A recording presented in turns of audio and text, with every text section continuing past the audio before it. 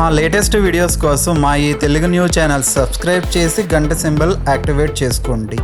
మరణించిన వ్యక్తికి సంబంధించిన 3 వస్తువుల గురించి గరుడ పురాణంలోని ధర్మకాండంలో ప్రేతకల్పంలో చెప్పబడింది. ఈ వస్తువులను ఎవరు ఎప్పటికీ ఉపయోగించకూడదు. ఒకవేళ ఉపయోగిస్తే భయంకరమైన నరక యాతనలు ఎదుర్కోవలసి వస్తుంది. అనేక రకాల కష్టాలు అనుభవిస్తారు. అందుకే ప్రతి వ్యక్తి ఈ వస్తువుల గురించి తప్పక తెలుసుకోవాలి. శ్రీకృష్ణుడు గరుడ దేవునికి ఇచ్చిన ఈ జ్ఞానం మనల్ని ఆలోచింపచేస్తుంది, మన పనులను ఉద్ధరిస్తుంది. ఈ కథను పూర్తిగా వినండి, ఎందుకంటే ఈ కథను సరిగ్గా అర్థం చేసుకోలేకపోతే మీ జ్ఞానం అసంపూర్ణంగా మిగిలిపోతుంది. అది ప్రమాదకరం కూడా. ఒకసారి శ్రీ విష్ణుమూర్తి వాహనమైన గరుడ దేవుడు తన మనసులో ఒక పెద్ద సందేహంతో ద్వారకకు వస్తాడు.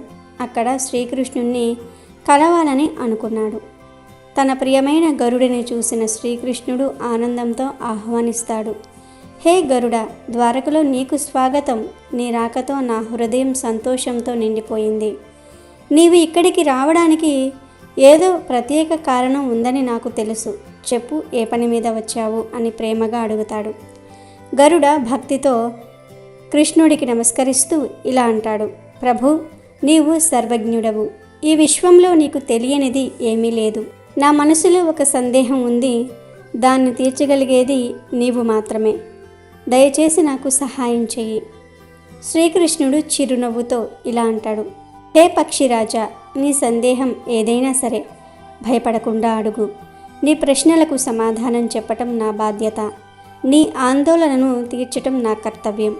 అప్పుడు గరుడ ఇలా అడుగుతాడు. ప్రభు, ఒక జీవి మరణిస్తే అది తనతో ఏ వస్తువులను తీసుకెళ్తుంది? మరియు మరణం తర్వాత ఆ జీవికి సంబంధించిన ఏ వస్తువులను ఇతరులు ఉపయోగించకూడదు? ఈ 2 ప్రశ్నలు నన్ను ఆలోచనలో పడేశాయి.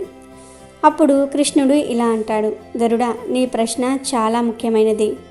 ఈ లోకంలో జన్మించిన ప్రతి జీవికి మరణం తప్పదు. మనిషి ఈ భూమిపై ఖాళీ చేతులతో వస్తాడు, కానీ వెళ్ళేటప్పుడు 5 విషయాలను తీసుకువెళ్తాడు. అలాగే జీవించి ఉన్నవాడు మరణించిన వ్యక్తి యొక్క 3 వస్తువులను ఎప్పటికీ తాకకూడదు. ఈ 2 ప్రశ్నలకు సమాధానం చెప్పే ముందు నీకు ఒక బ్రాహ్మణుడు మరియు 5 ప్రేతల కథ చెప్తాను. ఈ కథ వినటం వల్ల నీ సందేహాలన్నీ కూడా తీరిపోతాయి అని చెప్పి కృష్ణుడు ఇలా కథ చెప్పటం కొనసాగిస్తాడు.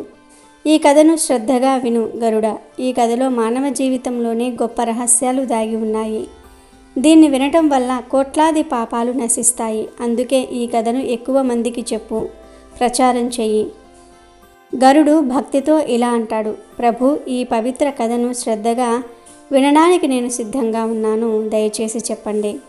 అప్పుడు శ్రీకృష్ణుడు ఆ కథను ఇలా మొదలు పెడతాడు. గరుడ, ఒకప్పుడు మధ్యదేశంలో దేవశర్మ అనే ఒక పేద బ్రాహ్మణుడు ఉండేవాడు. అతను చాలా గుణవంతుడు, వేదాలు శాస్త్రాల్లో పండితుడు. అతను తన ధనాన్ని ఎప్పుడూ దుర్వినియోగం చేయలేదు. ధనం సంపాదించడానికి తన విద్యను ఉపయోగించలేదు. చాలా పేదరికంలో ఉన్న భిక్ష ఎత్తుకుని జీవనం సాగించేవాడు. ఒకరోజు ఆ బ్రాహ్మణుడు అడవిలో తపస్సు చేయాలని నిర్ణయించుకున్నాడు. ఈశ్వరుడి ధ్యానంలో మునిగిపోవాలని అతను విప్పినవనం అనే ఒక అడవిలోనికి వెళ్ళాడు. ఆ అడవి చాలా భయంకరంగా, భీతి కలిగించేలాగా ఉండేది. దాని గురించి చాలామంది ప్రజలు మాట్లాడుకుంటూ ఉండేవారు. ఆ అడవిలోనికి వెళ్ళే ధైర్యం చాలా తక్కువ మందికే ఉండేది. అక్కడి వాతావరణం మొత్తం భయంతో నిండి ఉండేది. ఆకాశాన్ని తాకేంత ఎత్తైన చెట్లు, వాటి గుండా సూర్యకిరణాలు కూడా కిందకు రాలేవు. కొన్ని చెట్లు పురాతన కాలం నుండి నిలబడి ఉన్నాయి. వాటి భారీ మూలాలు భూమి మీదకు వచ్చి అన్ని దిక్కులా వ్యాపించి ఉండేవి. అక్కడ వటవృక్షాలు, అశ్వత్థ చెట్లు ఎక్కువగా ఉండేవి. ఆ చెట్లు తమ కింద ఎవరైనా నిలబడితే ఒక్క క్షణంలో ఉడిసి పట్టుకునేంత శక్తివంతంగా ఉండేవి. మాండవ, సమీ వంటి చెట్లు కూడా ఉండేవి. వాటి పక్క నుండి వెళ్తే ఒళ్ళు గగురు పొడిచేది. ఆ చెట్లు కొమ్మలు వంకరగా వికృతంగా ఉండేవి. వాటిపై వింత జీవులు జీవిస్తూ తిరుగుతూ ఉండేవి. అక్కడి మొక్కలు కూడా భయంకరంగా కనిపించేవి. నల్లటి రెక్కల గుడ్లగూబలు పగలు కూడా అక్కడ తిరిగేవి. వాటి భయంకరమైన శబ్దాలు గాలిలో ప్రతిధ్వనించేవి. అడవి తోడేళ్లు తమ ఆహారం కోసం ఎల్లప్పుడూ సంచరిస్తూ ఉండేవి. వాటి కళ్ళు చీకట్లో మెరిసేవి. నల్లటి చుక్కలు ఉన్న చిరుతపులి, ఎలుగుబంట్లు, రాబందులు, కాటుక రంగు మైనాలు చెట్లపై కూర్చుని దూరంగా వచ్చే వారిని భయపెట్టేవి. విపినవనం మొత్తం రహస్యమయంగా భయంకరంగా ఉండేది. ప్రతి అడుగు వేసినప్పుడు మరణ భయం ముంచుకొస్తుంది. అలాంటి అడవిలో ఆ బ్రాహ్మణుడు ఒక పురాతన చెట్టు దగ్గరకు చేరుకుంటాడు. అక్కడ అతను 5 పిశాచాలను చూస్తాడు. ఆ పిశాచాలు ఆ అడవిలో తిరిగే మనుషులను ఆహారంగా తింటూ ఉండేవి. ఎవరైనా ఆ మార్గంలో వెళ్తే వాటి చేతిలో చిక్కి మరణించేవారు. ఆ పిశాచాల్లో ధర్మం అనేది లేదు. అవి పాపాత్ములు. ఎవరిపైనా దయ చూపేవి కావు. ఆ బ్రాహ్మణుడు ఆ చెట్టు దగ్గరకు రాగానే పిశాచాలు ఒక్కదానితో ఒకటి ఇలా అంటున్నాయి. అరేవా, చూడండి, ఈరోజు మా కోసం తాజా ఆహారం వస్తుంది. మొదట నేనే ఆ బ్రాహ్మణుడిని తింటాను. ఇతని మాంసం ఎంత రుచిగా ఉంటుందో. ఈ బ్రాహ్మణుడు సాత్విక ఆహారం మాత్రమే తీసుకుంటాడు కాబట్టి ఇతని శరీరంలో రోగాలు, పురుగులు ఏమీ ఉండవు. ఇతని మాంసం తినటం ఆనందంగా ఉంటుంది అని ఒక పిశాచం హాస్యంగా అంటుంది. రెండో పిశాచం ఇలా అంటుంది. ఈ బ్రాహ్మణుడిని నేనే తింటాను. చాలా రోజుల తర్వాత ఆహారం దొరికింది. అలా అవి ఆ బ్రాహ్మణుడిని తినడానికి ముందుకు వస్తాయి. కానీ ఆ బ్రాహ్మణుడు ఆ పిశాచాలను చూసినా ఏమాత్రం భయపడలేదు. అతను ఈశ్వరుడి గొప్ప భక్తుడు. ఎల్లప్పుడూ శివనామాన్ని జపిస్తూ ఉండేవాడు. అందుకే అతనికి ఎవరి భయం లేదు. ఆ పిశాచాలను చూసి అతను భయపడకుండా వాటికి నమస్కారం చేస్తాడు. హే పిశాచాల్లారా, మీకు నా నమస్కారం అని అంటాడు. ఆ బ్రాహ్మణుడి వింత ప్రవర్తన చూసి పిశాచాలు ఆశ్చర్యపోతాయి. శివభక్తుడైన ఆ బ్రాహ్మణుడి సాంగత్యంలో వాటి దుష్టత్వం కరిగిపోతుంది. ఆ పిశాచాలు ఆశ్చర్యంగా అతన్ని చూస్తే ఇలా అడుగుతాయి. హే మహాత్మా, నీవు ఎవరు? ఈ భయంకరమైన అడవిలో ఒంటరిగా ఎందుకు తిరుగుతున్నావు? మమ్మల్ని చూసినా నీకు భయం లేదు. పెద్ద పెద్ద శూర వీరులు కూడా మమ్మల్ని చూస్తే వణుకుతారు, పరిగెత్తుతారు. కానీ నీ మనసులో భయం లేదు. నీ సాంగత్యంలో మా ఆకలి కూడా పోయింది. మేము నిన్ను ఆహారంగా తినాలనుకుంటున్నాము, కానీ ఇప్పుడు అలా చేయలేము. అప్పుడు ఆ బ్రాహ్మణుడు శాంతంగా ఇలా అంటాడు. హే పిశాచాల్లారా, నాకు మీ వల్ల భయం లేదు. ఎందుకంటే ఆ భగవంతుడు ఎల్లప్పుడూ నాతో ఉన్నాడని నాకు తెలుసు. ఆయన ఆజ్ఞ లేకుండా చెట్టు ఆకు కూడా కదలదు. నా మరణం మీ చేతుల్లో జరగాలని ఉంటే అది నాకు అంగీకారమే. ఆ భగవంతుడు నా తలరాతలో ఏది రాస్తే అదే జరుగుతుంది. నన్ను తినటం వల్ల మీకు తృప్తి కలిగితే అది నా అదృష్టంగా భావిస్తాను. ఈ లోకంలో ప్రతి జీవి ఇతరులకు సుఖాన్ని, తృప్తిని ఇవ్వటమే మనిషి కర్తవ్యం. మీరు కూడా ఈశ్వరుడి సృష్టే కదా. మిమ్మల్ని నేను ఎలా నిందించగలను? ఆ బ్రాహ్మణుడి మాటలు విని పిశాచాలు నిశ్శబ్దంగా నిలబడిపోయాయి. హే బ్రాహ్మణ, నీ మాటలు చాలా అద్భుతంగా ఉన్నాయి. వీటిని వినగానే మా హృదయాలు తృప్తి చెందాయి. నిన్ను మేము తినము. దయచేసి నీవు ఎవరో, ఈ అడవిలో ఎందుకు వచ్చావో చెప్పు అని అడుగుతాయి. బ్రాహ్మణుడు ఇలా అంటాడు. హే పిశాచాల్లారా, నా పేరు దేవశర్మ. శివధ్యానం కోసం ఈ అడవిలో సరైన స్థలం కోసం వెతుకుతున్నాను. మిమ్మల్ని చూస్తే మీరు చాలా కష్టంలో ఉన్నట్లుగా అనిపిస్తుంది. మీరు ఎందుకు పిశాచాలుగా మారారో చెప్పండి. నేను ఏదైనా సహాయం చేయగలిగితే తప్పక చెప్పండి. నా శక్తి మేరకు మీకు సహాయం చేస్తాను అని అంటాడు. ఆ బ్రాహ్మణుడి మాటలు విని పిశాచాలు మరింత ఆశ్చర్యపోతాయి. నీకు మా ప్రణామాలు. మేము మా పాపకర్మల వల్లే ఈ పిశాచ జన్మ ఎత్తాము. మా పితృదేవతలను అవమానించాము. అందుకే ఈ శిక్ష వచ్చింది. ఈ పిశాచ శరీరం నుండి ఎప్పుడు విముక్తి పొందుతామో తెలియదు. మనుష్య జన్మలో ఎన్నో పాపాలు చేశాము. పిశాచాలుగా మారిన తర్వాత కూడా నిర్దోషులను చంపి తిన్నాము. అందుకే మాకు ఈ యోని నుండి విముక్తి దొరకదని అనిపిస్తుంది. అప్పుడు బ్రాహ్మణుడు దయతో ఇలా అంటాడు. మీ బాధను నేను అర్థం చేసుకున్నాను. మీకు విముక్తి కలిగించడానికి నేను ఏం చేయగలనో చెప్పండి. నేను మధ్య దేశంలో నివసించే దేవశర్మను. అనేక తపస్సులు, వ్రతాలు, ఉపవాసాలు చేశాను. మీ విముక్తి కోసం ఏదైనా వ్రతం ఉంటే చెప్పండి, నేను తప్పక చేస్తాను అని అంటాడు బ్రాహ్మణుడు. ఆ మాటలు విని పిశాచాలకు అర్థమవుతుంది ఈ బ్రాహ్మణుడు తమ వంశస్థుడే అని. ఆ బ్రాహ్మణుడి తాతలు ముత్తాతలు పాపాల వల్ల పిశాచాలుగా మారినవారు. శ్రీకృష్ణుడు గరుడితో ఇలా అంటాడు, గరుడ, ఈ విధంగా ఆ పిశాచాలకు తెలుస్తుంది ఆ బ్రాహ్మణుడు తమ సొంత వంశీయుడు అని. అప్పుడు ఆ పిశాచాలు తమ పాపకర్మల గురించి చెప్పటం మొదలు పెడతాయి. మొదటి పిశాచం ఉచ్చి అనే పేరుతో ముందుకు వస్తుంది. దాని శరీరం మాంసం రక్తంతో నిండి ఉండి కళ్ళల్లో అధర్మ జ్వాలలు కనిపిస్తాయి. అది వణుకుతూ ఇలా అంటుంది, నా పేరు ఉచ్చి, ఎందుకంటే నేను ఎప్పుడూ ఇతరులు వదిలేసిన ఎంగిలి ఆహారాన్ని తినేవాడిని. నా పూర్వజన్మలో నేను బృహస్పతి అనే బ్రాహ్మణుడిని. నీకు 5 తరాల ముందు పూర్వీకుడిని. నేను విద్వాంసుడిని, గౌరవనీయుడిని, యజ్ఞాలు అనుష్కరణాలు చేసేవాడిని. కానీ క్రమంగా నాలో లోభం పెరిగింది. ఇతరులు వదిలేసిన ఆహారం తినటం అలవాటయ్యింది.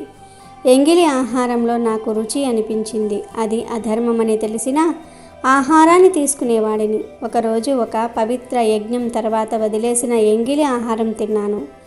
ఆహారంలో విషం ఉండటంతో అక్కడే మరణించాను. అప్పుడు నేను పిశాచంగా ఉచ్చి ఆహారం తింటూ ఈ శాపంతో బ్రతుకుతున్నాను అని మొదటి పిశాచం వివరించగా, రెండో పిశాచం నగ్న అంగం అనే పేరుతో ముందుకు వస్తుంది. దాని శరీరం నగ్నంగా ఎముకలు కనిపిస్తూ ఉన్నాయి. అది బ్రాహ్మణుడిని చూస్తూ ఇలా అంటుంది, నా పేరు నగ్న అంగ, ఎందుకంటే నేను ఎప్పుడూ బట్టలు లేకుండా స్నానం చేసేవాడిని. నా పూర్వజన్మలో నేను శరత్చంద్ర అనే బ్రాహ్మణుడిని. నీకు 6 తరాల ముందు పూర్వీకుడిని. నాకు ధ్యానం తపశ్శక్తి ఉండేవి. కానీ నా శరీరంపై గర్వం పెరిగింది. స్నానం చేసేటప్పుడు నగ్నంగా ఉండటంలో ఆనందం పొందేవాడిని. సమాజ నియమాలను అవమానించాను. ఒకరోజు నగరంలోని చెరువులో నగ్నంగా స్నానం చేస్తూ ఉండగా జలదేవత నన్ను శపించాడు. నీ గర్వం వల్ల పిశాచ యోని పొందుతావని. అక్కడే చెరువులో మునిగి మరణించాను. ఇప్పుడు నా శరీరం ఎప్పుడూ నగ్నంగా ఉంటుంది. ఇదే నా శాపం అని రెండవ పిశాచి వివరించగా, మూడవ పిశాచం సవస్త్ర అనే పేరుతో ముందుకు వస్తుంది. దాన్ని శరీరంపై చనిపోయిన వారి చిరిగిన బట్టలు చుట్టుకొని ఉన్నాయి. దాని స్వరంలో బాధ ఉంది. నేను శవస్త్రను, ఎందుకంటే నేను చనిపోయిన వారి బట్టలను దొంగిలించేవాడిని. నా పూర్వజన్మలో నేను అచ్యుతానంద అనే బ్రాహ్మణుడిని, నీ పూర్వీకుడిని. కానీ నాలో లోభం పెరిగింది. శ్మశాన భూమికి వెళ్ళి చనిపోయిన వారి వస్త్రాలను దొంగిలించి అమ్మేవాడిని. వాటిని ధరించటంలో సుఖం పొందేవాడిని. ఈ అధర్మాన్ని చూసిన దేవతలు నన్ను శపించారు. శ్మశానంలో మరణిస్తావు, పిశాచంగా శవవస్త్రాలు ధరిస్తావని శపించారు. ఆ తర్వాత శ్మశానంలో ఒక భయంకర పిశాచం నన్ను చంపింది. ఇప్పుడు శవవస్త్రాలు ధరించటమే నా శాపం. 4వ పిశాచం అశోచ అనే పేరుతో ముందుకు వస్తుంది. దాని ఉనికి చాలా మురికిగా దుర్వాసనతో ఉంది. బ్రాహ్మణుడికి ఊపిరి తీసుకోవటం కష్టమైంది. అశోచ ఇలా అంటుంది, నా పేరు అశోచ, ఎందుకంటే నేను ఎప్పుడూ అపవిత్రమైన మురికి వస్తువుల్లో మునిగా ఉండేవాడిని. నా పూర్వజన్మలో నేను ధర్మరాజ అనే బ్రాహ్మణుడిని, నీ పూర్వీకుడిని. నా జీవితంలో శుభ్రతకు స్థానం లేదు. బ్రాహ్మణుడిగా ఉండి కూడా అపవిత్ర జీవనం గడిపాను. తన మనసు శుద్ధిగా ఉంచుకోలేదు. మురికి బట్టలు ధరించేవాడిని, అపవిత్ర స్థలాల్లో ఉండేవాడిని, స్నానం చేయకుండా ఉండేవాడిని. ఇది అధర్మమని తెలిసిన ధర్మ నియమాలు పాటించలేదు. ఈ పాపం వల్ల దేవతలు నన్ను శపించారు. అశుద్ధంలో మునగ పిశాచ యోనిలో తిరుగుతావని శాపం పెట్టారు. ఆ తర్వాత ఒక మురికి చెరువులో మునిగి మరణించాను. ఇప్పుడు ఈ పిశాచ యోనిలో అపవిత్రంతో చుట్టుముట్టి ఉన్నాను. 5వ పిశాచం క్రవ్యద అనే పేరుతో ముందుకు వస్తుంది. దాని ముఖం రక్తంతో తడిసి ఉంది. చేతుల్లో మాంసం ముక్కలు ఉన్నాయి. అది భయంకరమైన నవ్వుతో ఇలా అంటుంది, నేను క్రవ్యదను, ఎందుకంటే నేను మాంసం రక్తం లోభిని. నా పూర్వజన్మలో నేను సోమదేవ అనే బ్రాహ్మణుడిని, నీ పూర్వీకుడిని. బ్రాహ్మణుడిగా ఉండి కూడా హింసాత్మక క్రూర జీవనం గడిపాను. మాంసాహారం హత్యల్లో ఆనందం పొందేవాడిని. అనేక నిర్దోష జీవుల రక్తం చిందించి వాటి మాంసం తిన్నాను. కుటుంబ సమాజ మర్యాదలను ఉల్లంఘించాను. ఈ అధర్మం వల్ల ఒక మాంసాహార భోజనంలో ఆవు మాంసం తిన్నప్పుడు మరణించాను. దేవతలు నన్ను శపించారు, పిశాచ యోనిలో రక్త మాంస లోభిగా ఉంటావని. ఇప్పుడు నేను క్రవ్యదగా ఉన్నాను. అలా ఆ పిశాచాలు చెప్పి, హే వచ్చ, మేము ఎప్పుడు మురికి గంజి బట్టలు ధరించేవాళ్ళం. అలాంటి బట్టలతోనే ఆహారం తినటం, పూజలు చేయటం వంటివి చేసేవాళ్ళం. ఎప్పుడు ఉచ్చి ఆహారమే తినేవాళ్ళం. అందుకే మాకు ఈ దుర్గతి పట్టింది. మేము నగ్నంగా స్నానం చేసేవాళ్ళం. అందుకే మా పితృదేవతలు మాపై కోపగించుకున్నారు. పితృదేవతలకు ఆహారం అర్పించలేదు. అందుకే మరణం తర్వాత ప్రేతయోని ఎత్తాము. హే వచ్చా, నీవు మా వంశస్థుడివి. నిన్ను ఈ ఈశ్వరుడు మా దగ్గరకు పంపాడు. ఇది ఆయన కృపే. ఇప్పుడు మాకు నమ్మకం కలిగింది, నీవు మమ్మల్ని విముక్తి చేస్తావని. హే వచ్చా, ఇప్పుడు వెళ్ళి మా ముక్తి కోసం ఉపాయం చేయి. తమ పూర్వీకుల ఈ దుస్థితిని చూసి ఆ బ్రాహ్మణుడు బాధపడతాడు. ప్రతి మనిషి తన పితృదేవతలను విముక్తి చేయటం కర్తవ్యం అని ఆలోచిస్తాడు. అతను ఆ పిశాచాలకు మాట ఇస్తాడు. హే పితామహులారా, మీ విముక్తి కోసం నేను తప్పక ఉపాయం చేస్తాను. అప్పుడు ఆ బ్రాహ్మణుడు ముని అగస్త్యుడి దగ్గరికి వెళ్ళాడు. పితృదేవతల విముక్తి కోసం ఏం చేయాలో అడుగుతాడు. ముని అగస్త్యుడు అతనికి తర్పణం, శ్రాద్ధం, పిండదానం, దాన ధర్మాల గురించి వివరిస్తాడు. ఆ బ్రాహ్మణుడు ఒక పవిత్ర నదీ తీరానికి వెళ్ళి ముని చెప్పిన ప్రకారం అన్ని కార్యాలు చేస్తాడు. మొదటి నది జలంతో తర్పణం చేస్తాడు. తర్వాత నదీ తీరంలో కూర్చుని పిండదానం చేస్తాడు.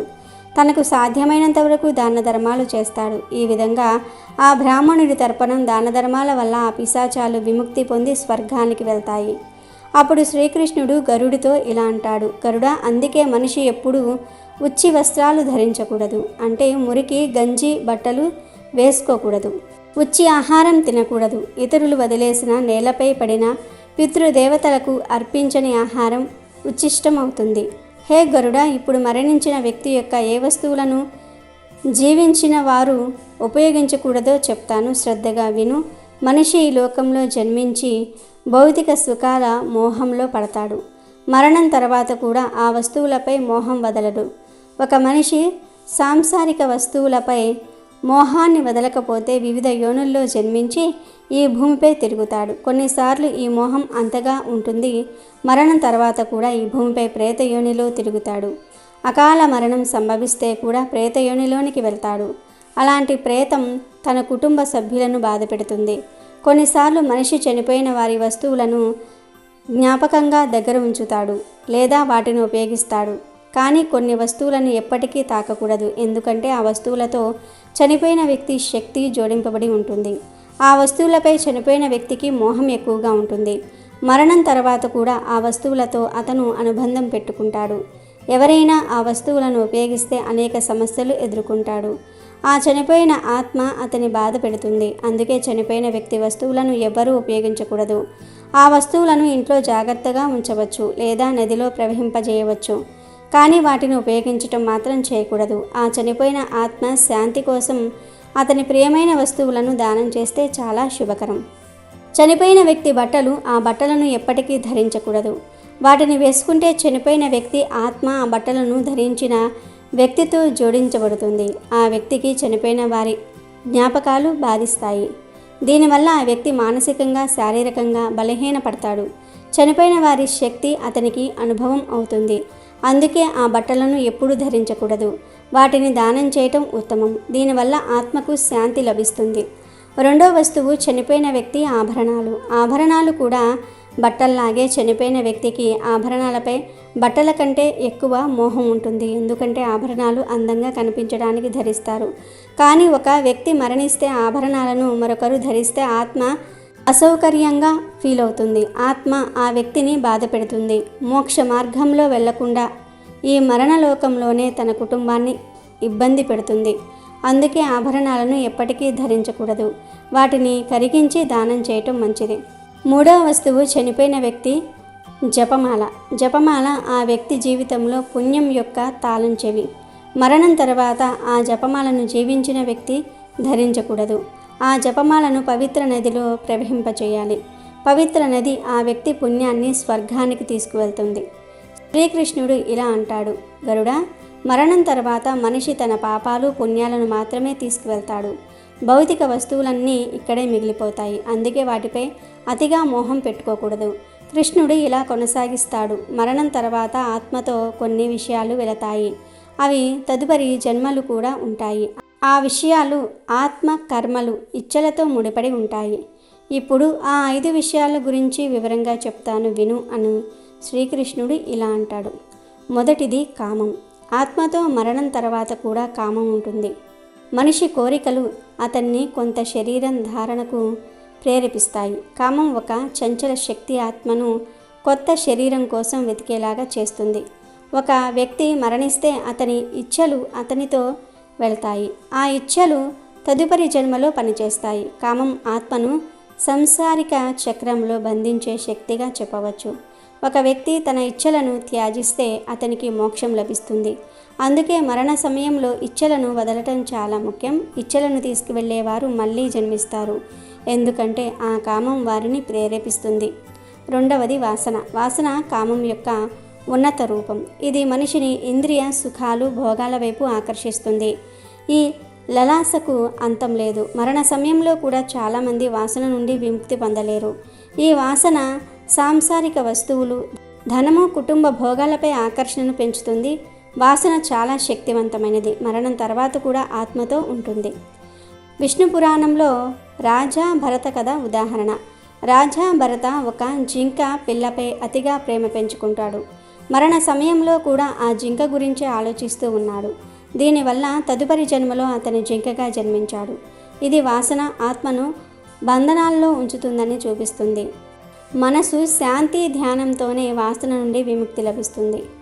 మూడవది కర్మ. కర్మ మనిషి యొక్క అతి ముఖ్యమైన సంపద. మరణం తర్వాత కూడా వెళ్తుంది. జీవితంలో చేసిన మంచి చెడు కర్మలు తదుపరి జన్మలో ఫలితాలను ఇస్తాయి.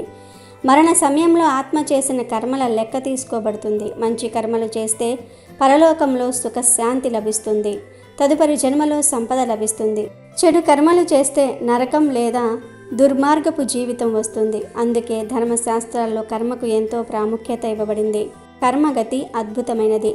7 జన్మల వరకు ఆత్మను వెంటాడుతుంది. అందుకే ఎల్లప్పుడూ పుణ్యకర్మలు చేయాలి. నాలుగవది రుణం. రుణం కూడా మరణం తర్వాత ఆత్మను వెంటాడుతుంది. జీవితంలో ఎవరి నుండైనా రుణం తీసుకొని చెల్లించకుండా మరణిస్తే ఆ రుణం తదుపరి జన్మలో కూడా ఉంటుంది. రుణం ఆత్మపై ఒక బంధనంలాగా పనిచేస్తుంది. అది చెల్లించే వరకు ఆత్మ విముక్తి పొందదు. మరణం తర్వాత పరలోకంలో కూడా రుణం చెల్లించడానికి శిక్ష పడవచ్చు. పునర్జన్మలో రుణం వల్ల శారీరక మానసిక కష్టాలు ఎదుర్కోవచ్చు. అందుకే జీవితంలో తీసుకున్న రుణాలను చెల్లించి ఆ తర్వాతే మరణం వైపు వెళ్ళాలి.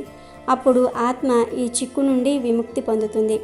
ఐదవది భక్తి. భక్తి ఆత్మను ఈశ్వరుడితో కలిపే పవిత్ర మార్గం. సచ్చిదానందంతో భగవంతుడిని ఆరాధించే వ్యక్తి ఆత్మ మరణం తర్వాత కూడా ఆ భక్తి ఫలాన్ని పొందుతుంది. భక్తి ఆత్మను జన్మ మరణ చక్రం నుండి విముక్తి చేసి మోక్షానికి తీసుకువెళ్తుంది. భక్తితో నిండిన హృదయం మరణం తర్వాత కూడా ఈశ్వరుడి సమీపంలో ఉంటుంది. అందుకే భక్తిని జీవితంలో అతి పవిత్ర స్థానంగా చెప్పారు. ఈ విధంగా శ్రీకృష్ణుడు గరుడికి చెప్పాడు. ఆత్మతో మరణం తర్వాత కామం, వాసన, కర్మ, రుణం, భక్తి వెళ్తాయి. ఈ విషయాలు ఆత్మను జీవన చక్రంలో బంధిస్తాయి లేదా మోక్షం వైపు నడిపిస్తాయి. ఈ విధంగా శ్రీకృష్ణుడు గరుడికి అమూల్యమైన జ్ఞానాన్ని ఇచ్చాడు. అమెజాన్లో బెస్ట్ డిస్కౌంట్స్ కోసం వీడియో డిస్క్రిప్షన్లో లింకు ఉంది, చూడండి. అలాగే మా టెలిగ్రామ్ ఛానల్ సబ్స్క్రైబ్ చేసుకోండి. అమెజాన్లో బెస్ట్ డిస్కౌంట్స్ కోసం వీడియో డిస్క్రిప్షన్లో లింకు ఉంది, చూడండి. అలాగే మా టెలిగ్రామ్ ఛానల్ సబ్స్క్రైబ్ చేసుకోండి.